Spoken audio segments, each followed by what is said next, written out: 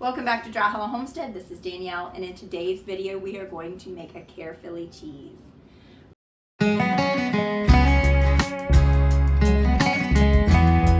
We're going to start with 4 gallons of raw milk. I'm going to get it in our pot and start warming it up. I'm not skimming any of the cream off of this, so this is going to be a whole milk cheese.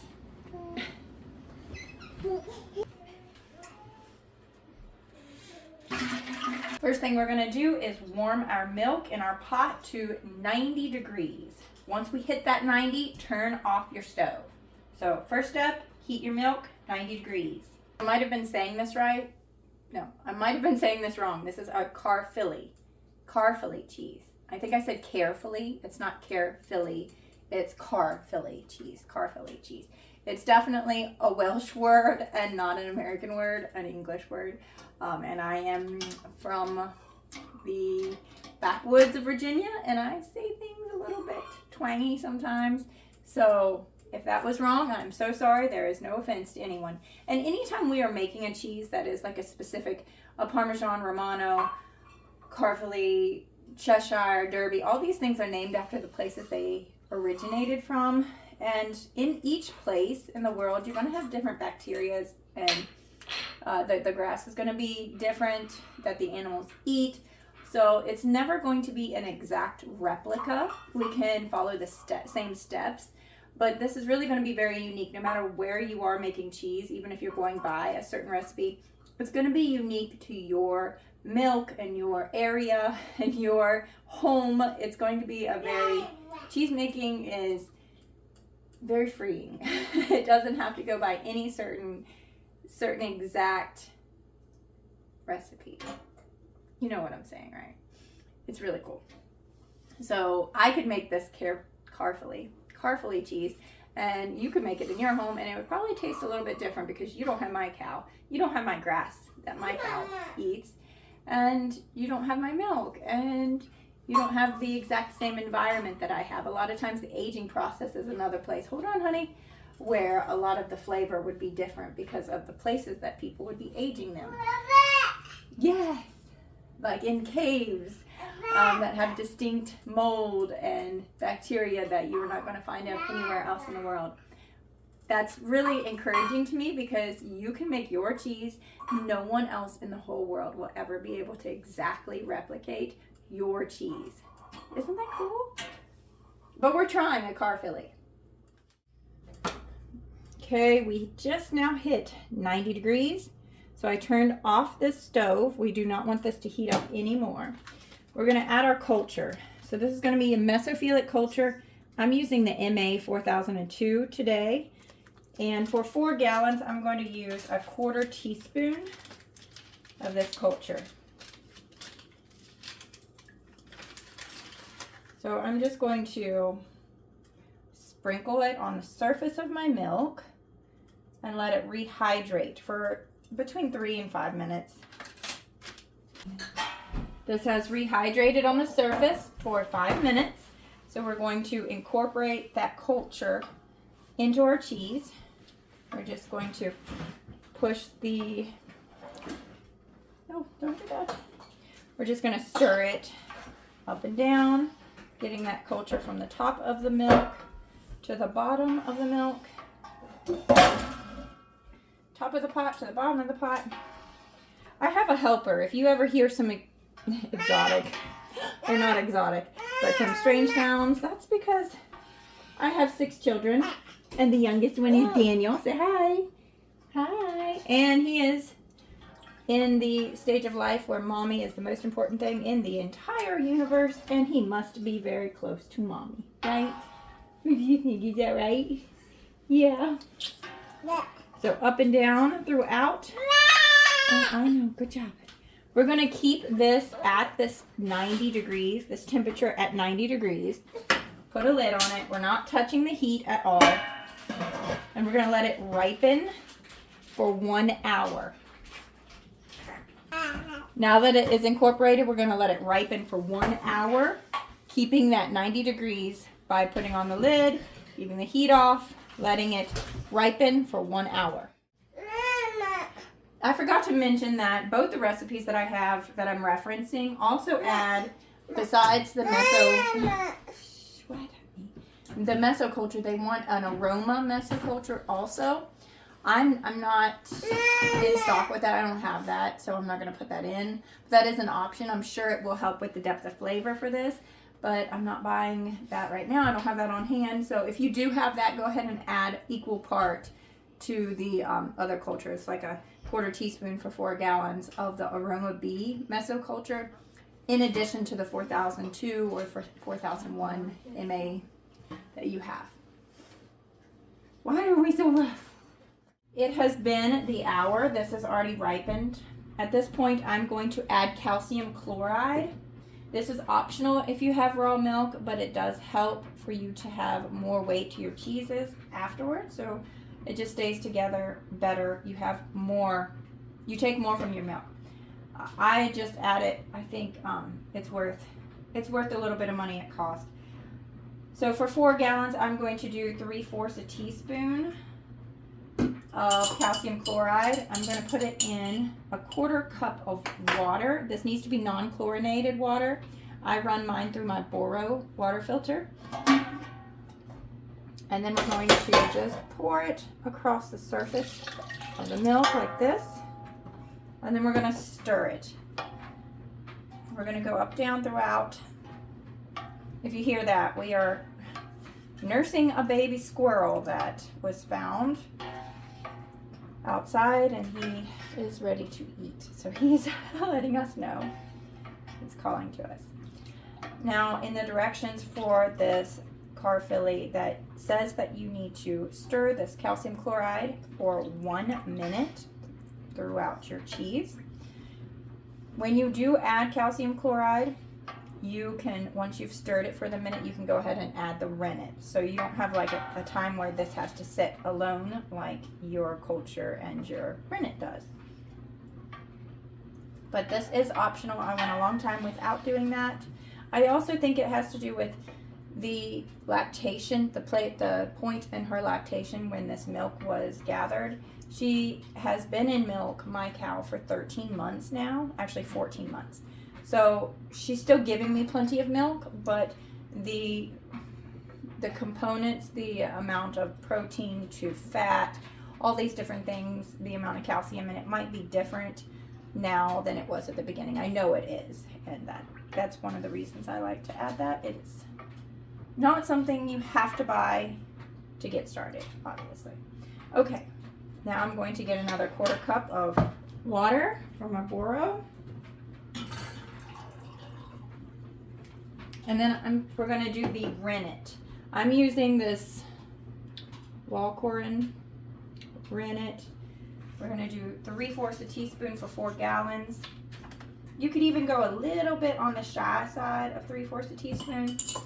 Because I'm using raw milk, you don't need quite as much as you would if you were using pasteurized. For the 4 gallons, like I said, 3/4 teaspoon of the rennet, diluted in water, poured it over the surface, and then we're going to do the same thing. We're going to stir up and down. We should still be at that 90 degrees that we were at when we first turned the heat off. We want this to still be like warm and snuggly at 90 degrees. I don't know why I said snuggly, but 90 feels snuggly to me. The things I say sometimes. You should try it sometime. Set up a camera and start talking and see what comes out of your mouth. It's funny sometimes. Okay, so that is stirred. We're going to put the lid on it. We are going to let this coagulate for 45 to an hour, minutes to an hour. I'm probably going to go with the whole hour before I really check on it. And then we will see if we have a clean break. And I'll see you back in an hour. All right, this has coagulated for right at an hour. And now we need to check for a clean break. And I can already tell it's starting to, it's done. There's a clean break. So we are going to cut our curds now after the clean break. If you don't get a clean break, just leave it undisturbed for another 10 minutes and come back and check. Yes, we're going to cut curds into 1/2-inch cubes. So I'm going to go in one direction and then the other direction, make a grid, and then I'm going to kind of try to cut the inside, like the rows like this, the horizontal.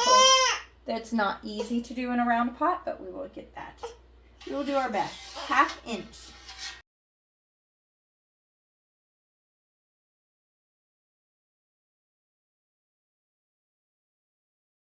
Now that we have our cubes cut, we're going to let them heal for 5 minutes. And then we will come back and begin the heating and stirring time. We've allowed these curds to heal for the 5 minutes.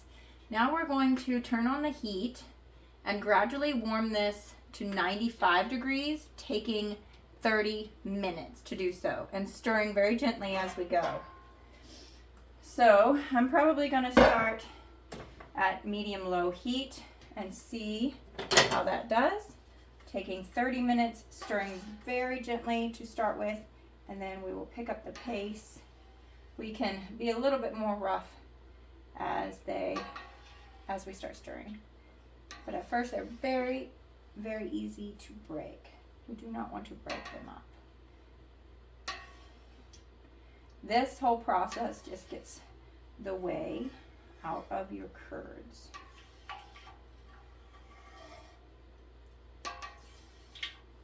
If you see any large pieces that are definitely not 1/2 inch cube, which happens all the time, go ahead and just cut them into your 1/2 inch cube. Our stirring time is over. We're going to set a timer for 45 minutes and allow all these curds to settle to the bottom.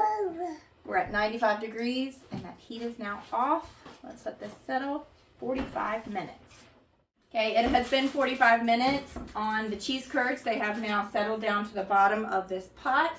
We're ready to get them in our mold and our cheese press.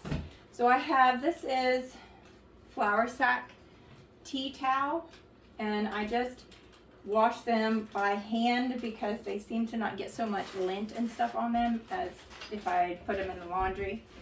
So I'm going to go ahead and put that in my tomate mold. That's what this is. I'm going to put it inside my press just to have it ready. And I'm going to bring my big pot over here. And, oh, first I need a bucket. I'm going to start ladling off some of this whey before I get started on pressing. I have a bucket on the ground here. I just use my little pot that I always use as a ladle to get the top surface of whey that has come up above our curd mass. Being careful not to get any of my curds.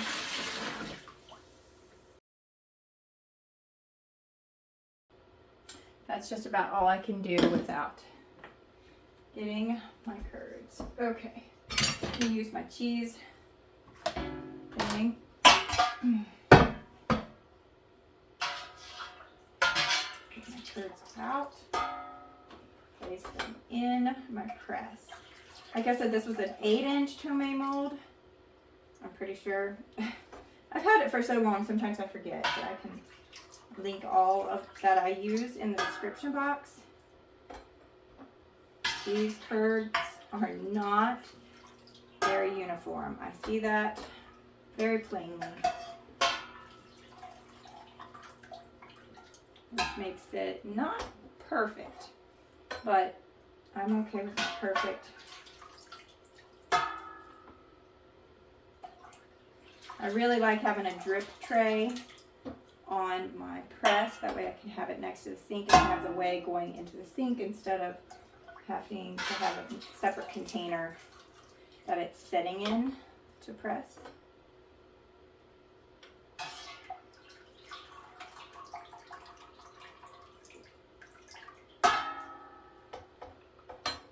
Sorry, I had someone need me pretty badly. So we put all our curds into our press, our mold, and now I'm getting it in the press. And the directions say to set it at 8 pounds of pressure for 30 minutes. But with this type of of press. I really don't know what 8 pounds of pressure is, so I'm gonna probably have about medium pressure is what I'm gonna kind of go for. I've got a lot of whey coming out, so I know that I'm not doing too much yet because it's still clear. I have no white whey coming out or cloudy whey, so I know this is straight whey and not any kind of fat coming out with it. So once we get it, I'll probably do about my tension about halfway through, and then we will come back in an hour. No, we are going to let it sit at 8 pounds of pressure, or I think that's more like a light to medium pressure for 30 minutes, and then we'll come back and we will flip it. It's been 30 minutes, so we're going to flip this cheese and then press it again. So I'm going to show you what it looks like. Hey, Daddy, Kind of a pain. Okay. We have to flip it over. We're going to repress it. You can see it's coming together pretty well. Flip it over, and then we're going to wrap. This is our last press. So you want to have as least amount of wrinkles as you can, because you can't really go back and reset it after this. So kind of pull it taut.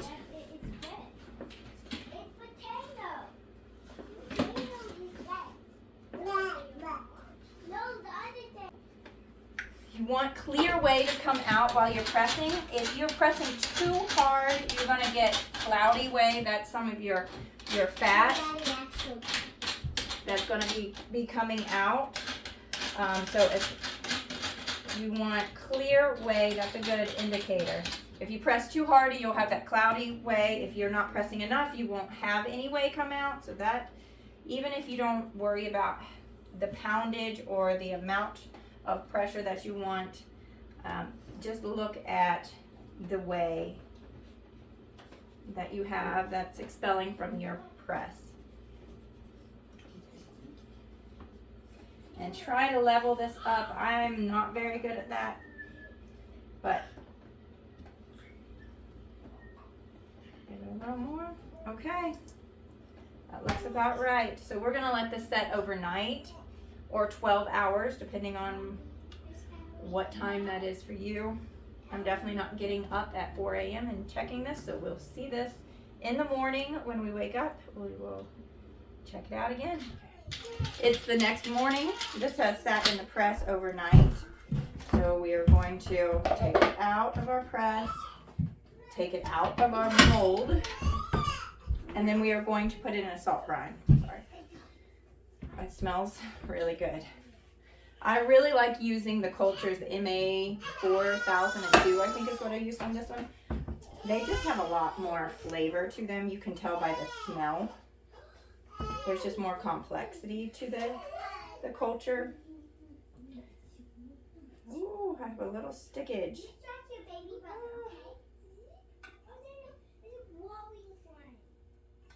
So we'll peel it out of our cheese mold, and then we are going to our cheesecloth. Sorry, we're going to salt this with a saltwater brine.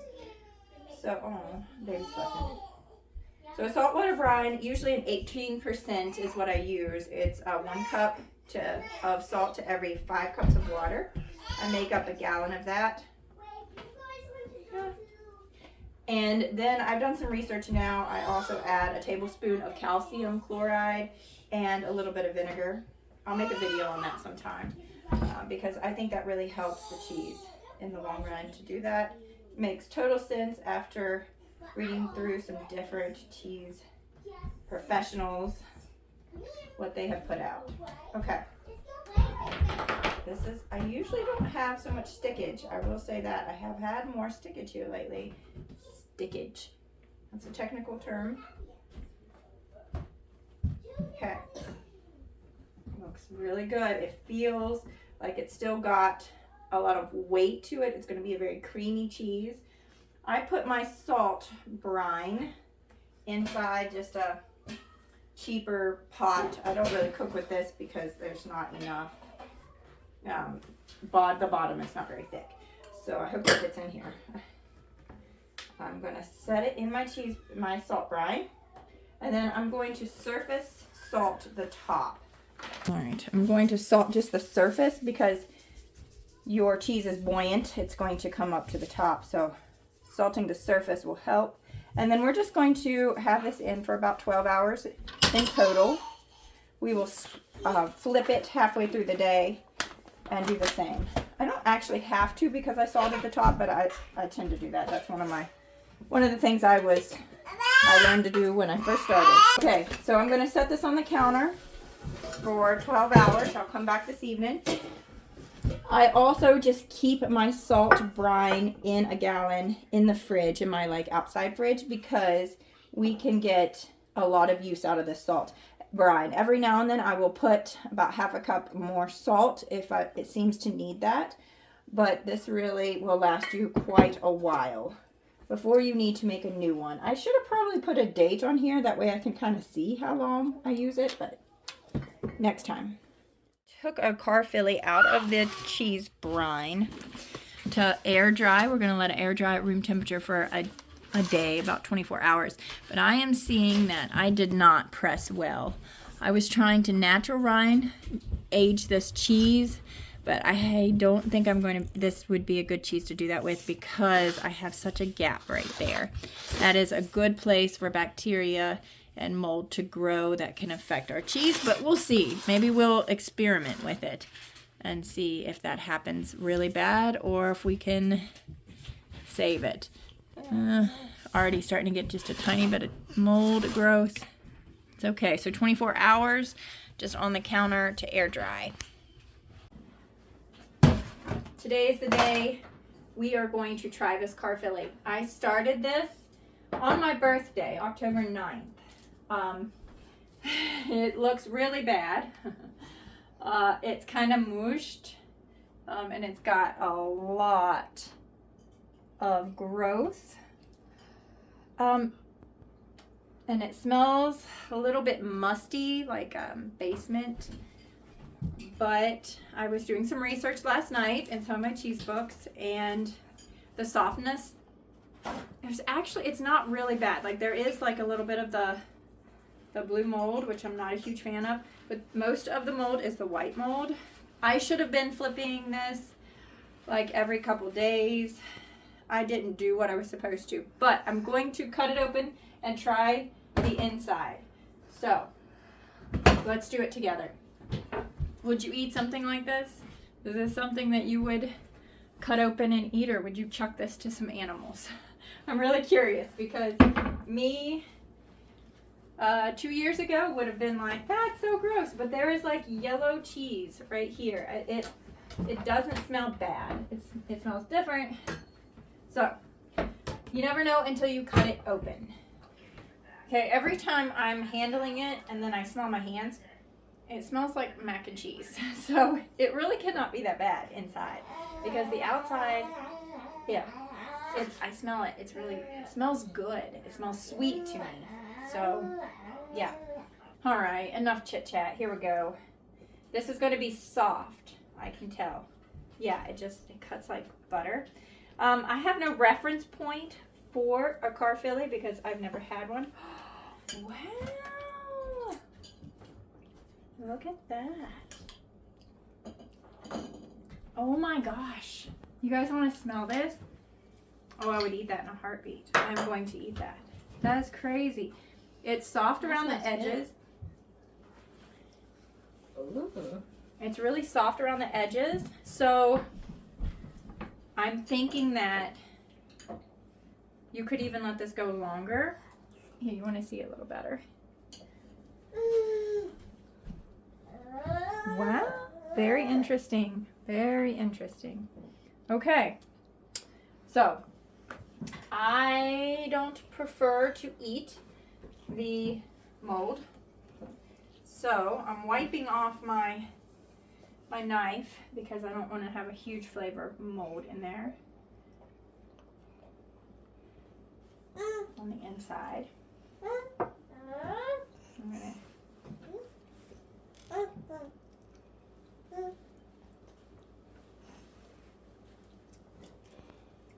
What does it taste like? taste good? Yeah. It tastes alright. It doesn't have a huge amount of flavor.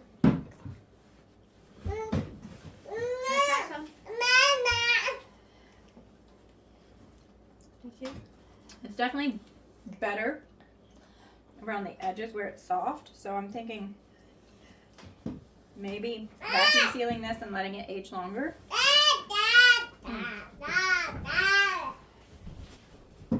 You dare me to eat some of the mold? Yeah, I don't want to eat some. Let me taste the mold. Yeah, don't eat the mold. Mold's not good. That's yucky mold.